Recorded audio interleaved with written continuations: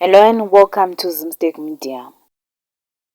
In other stories, ZANU-PF spokesperson Christopher Mutsvangwa says Zimbabwe's economy has the capacity to absorb citizens returning from South Africa as government repatriates nationals.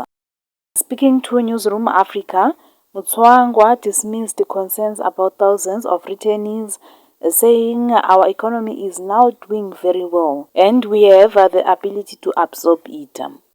He attributed the economy's strength to a genuine African middle class built on property, land, gold and mines, rather than jobs alone.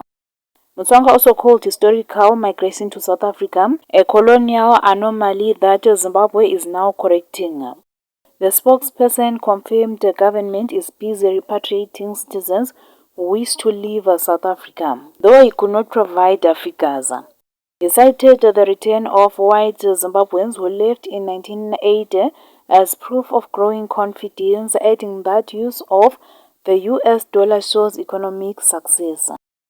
Immigration processes are being handled by the ambassador in Pretoria and the Minister of Home Affairs. For more stories, please do like and subscribe.